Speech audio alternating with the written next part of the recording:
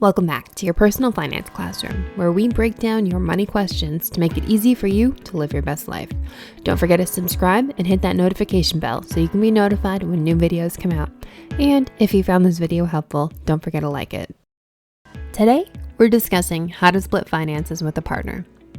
The truth is that there's no one way or no right way to pull this off. Every couple is different, so splitting finances is going to look different for everyone.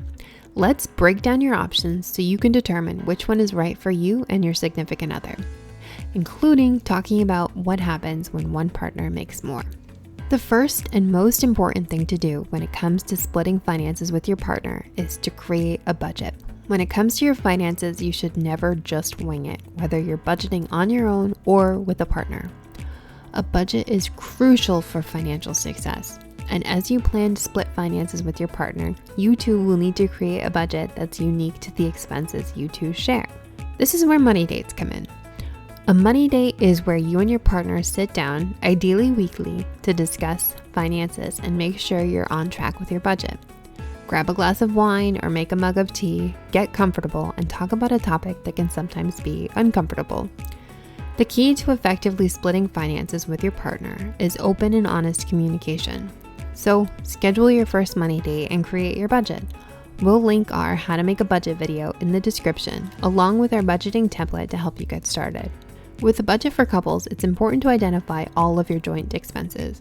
When you're living together, those expenses might look like rent, groceries, household items, electricity bills, the Netflix account you share, date nights, renter's insurance, and so on. You'll likely have individual expenses too, for things like gym memberships, shopping, personal care items, hobbies, car payments, gas, and so on. But talking about those expenses can come later. First, you two need to determine how you want to split finances. Here are some options. Option 1, keep your separate accounts but make equal payments. For this approach, you will both keep your existing bank accounts. With your budget in hand, you'll take a look at each of your monthly expenses and split them in half. So, for example, if your rent is $2,000, you would each pay $1,000. If you've agreed to have an HBO Max subscription that's $10 a month, you'll each pay $5. If your internet bill is $60 a month, you'll each pay $30. If you've estimated about $400 a month on groceries, you'll each pay $200.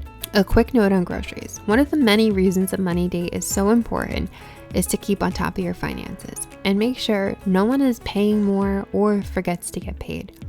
Since groceries are a variable expense, which means the cost can change from month to month, you'll have to look at the total spent on groceries on a regular basis and make sure you're both paying the correct amount. Something else to consider with this method is date nights. Whether your vibe is at home on the couch with takeout and a good movie on, or out for dinner and drinks, date nights are an important aspect of a couple's relationship. You can opt to take turns taking each other out on your own dime or create a budget category for it within your joint expenses. The great thing about splitting finances with your partner is that it isn't an exact science, and you can do it in a way that works for your relationship. Because you're just keeping separate accounts with this option, you'll need to each take on the responsibility of managing the payments, since these payments will need to be connected to a card or an account. So, for example, maybe partner A takes rent, HBO Max, and the internet bill, while partner B takes electricity, groceries, and any household items that would need to be purchased. Then you would pay the other person for your share, either through Venmo, Zelle, or whatever payment method works for you. Very similarly, you could consider option number 2. Option number 2 is to create a joint account for shared expenses that you transfer money into each month. The difference between this option and option number 1 is that together you'll open a joint account where all of your joint expenses will go. So, if, for example, you both have agreed to pay $2,000 for rent, $20 for renter's insurance, about $400 for groceries, $10 for HBO Max, $200 for date nights for the month, $60 for your internet bill, and about $150 for utilities depending on the month, your total joint expenses would be roughly $2,840.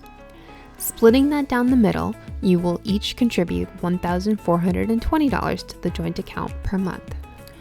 Now, let's talk about the elephant in the room. What happens when one partner makes more money? Whether you're the partner who makes more or you're the partner who makes less, it can be a tricky road to navigate. There really are just two approaches here. Number 1, divide everything equally, or number 2, split finances proportionately.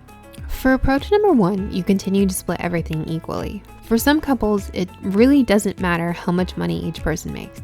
What's better for the relationship is that everyone contributes their share equally. It really depends on the couple. If you're the partner who makes less money and you don't feel comfortable with your partner contributing more, you might choose this option. If you're the partner who makes more money and you wouldn't have spent more than half of what the expenses are anyways, you might choose this option. For approach number 2, you'll split expenses proportionately. So, for example, if partner A makes $6,000 a month and partner B makes $4,000 a month, the total monthly income between the two is $10,000. That means partner A brings in 60% of the income and partner B makes 40% of the income.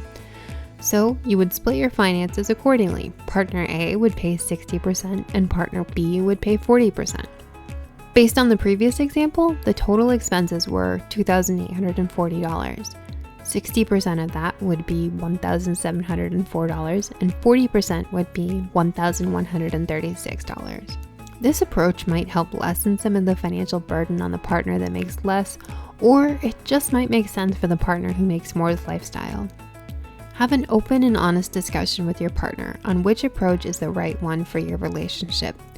And whether you're splitting evenly or proportionately, we recommend you each set up an automatic transfer to ensure that your agreed upon amount makes it into the joint account on time. Option 3, split up the bills. This method can work for some couples, but it can be a tricky one to navigate. When you split up the bills, you both keep your separate accounts and each person takes full responsibility for their chosen bills. What makes this approach more difficult is that costs are going to vary across a lot of expenses, with some being on the higher side and some being lower. Continuing with the example we've been working with throughout this lesson, if partner A takes rent, HBO Max, and the internet bill, they would be agreeing to pay $2,070 per month, while partner B is responsible for electricity, groceries, and household items and only pays roughly $700.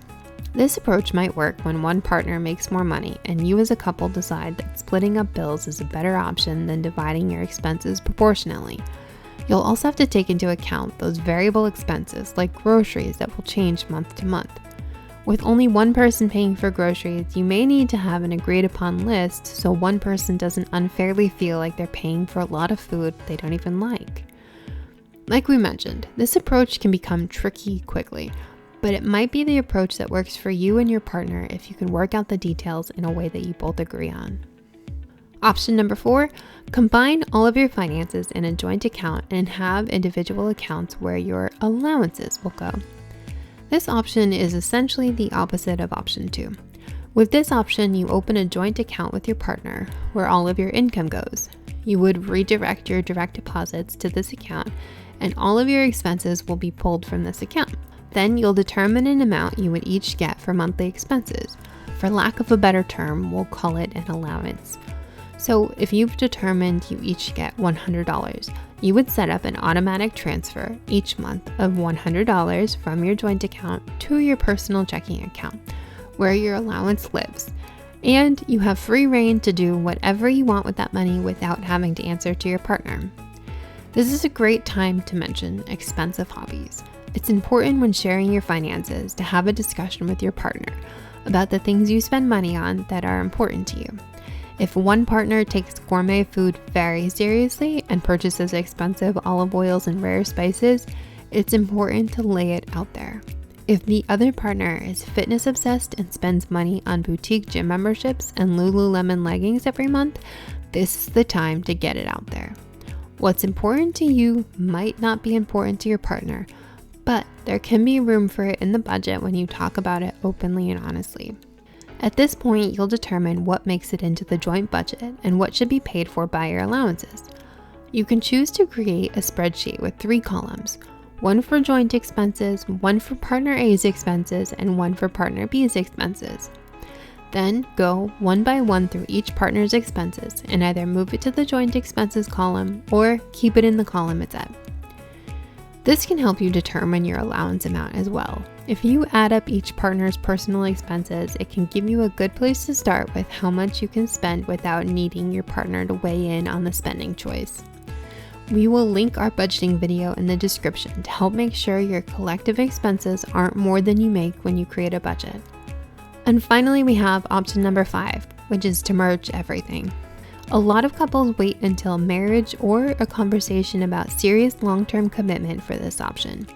With this option, you're opening one joint account and closing any personal accounts you or your partner had. You share everything. Essentially, your income is their income and vice versa, but your spending is also their spending and vice versa. This is an approach where you'll have to lay out everything. Initially, we talked about separating joint expenses, but if you choose this method, everything is a joint expense. So you'll need to be transparent with each other on what you're typically spending on a month-to-month basis. It's also an important time to talk about financial goals. If you're fully combining your finances, that means you're fully combining any savings you have as well. Are you saving for a wedding? Do you two want to buy a home? If you have these shared goals, it's important to discuss and make sure there's a place in your budget for these things. Keep in mind that discussion on expensive hobbies we talked about in the last option. You and your partner should have an open and honest discussion about purchases typically made in a month if you share everything.